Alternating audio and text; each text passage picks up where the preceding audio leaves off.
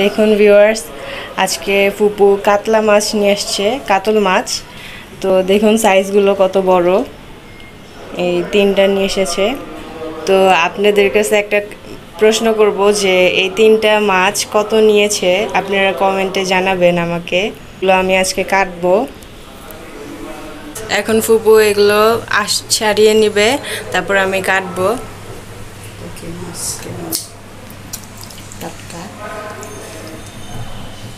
Fresh আছে, টাটকা।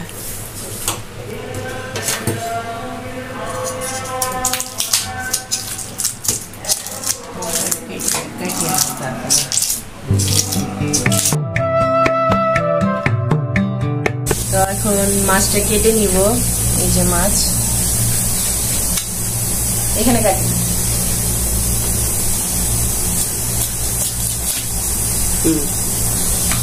দেখুন ভিউয়ার্স, মাছটা কত টাটকা, একদম ফ্রেশ। চেতা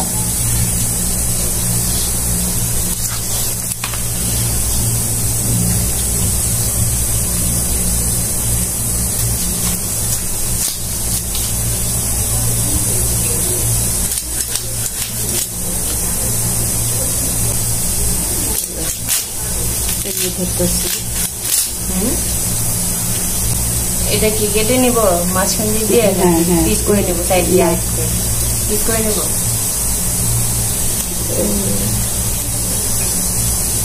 আচ্ছা, লম্বা করে।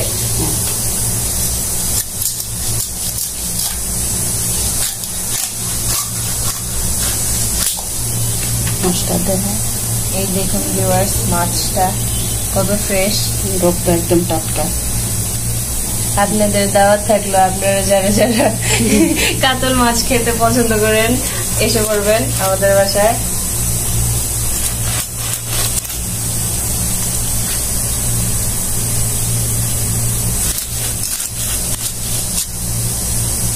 ছোট ছোট পিস করে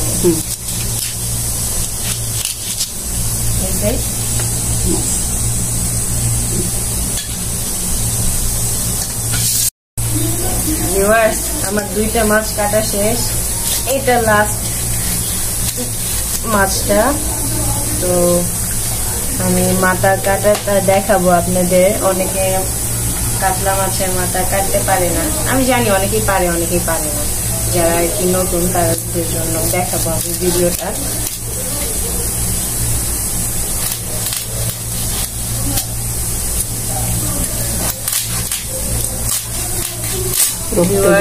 লাল টকটকা। হ্যাঁ, এই দেখুন ভিউয়ার্স, কত লাল, বুঝছেন?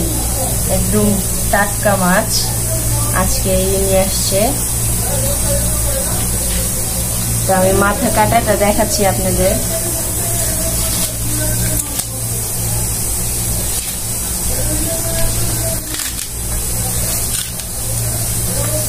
এই দেখেন, হ্যাঁ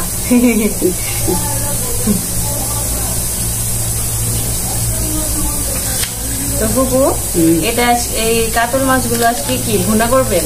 হ্যাঁ, আজকে ভুনা করবো, মেহমান আসবে তো একটু ভুনা করবো।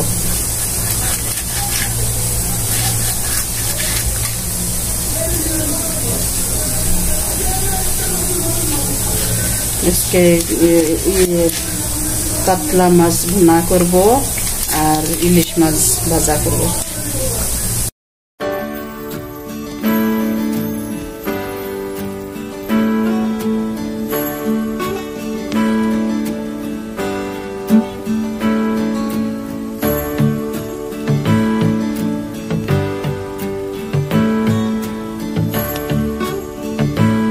মাছ কাটা শেষ, তো ফুপু ধুইছে, ধুয়ে এখন ওইটা মনে খাওয়ার জন্য রাখছেন না? ভুনা করবো এটা। তো এটা আজকে আমরা ভুনা করব এটা, আর এই তিনটা হচ্ছে রেখে দিব ফ্রিজে। আর দেখুন ভিউয়ার্স, এই যে ইলিশ মাছ আজকে ফ্রাই করা হবে, ফ্রাই না ভুনা, ফ্রাই করা হবে। তো দেখুন ভিউয়ার্স, আজকে আমার ইলিশ মাছ কাটাটা অনেক সুন্দর হয়েছে না বলেন আপনারা? আচ্ছা, কমেন্টে কিন্তু বলবেন আমাকে। তো ইলিশ মাছ কাটা আজকে সুন্দর হয়েছে এক কারণে, তা হচ্ছে যে বটিটার ধার ছিল বেশি আর বরফের ইলিশ মাছ, তার জন্য এই দেখুন পিসগুলো একদম অনেক সুন্দর মতো কাটা হয়েছে। আমাদের মাছ ভাজা হয়ে গিয়েছে, এখন আমরা নামিয়ে নিচ্ছি।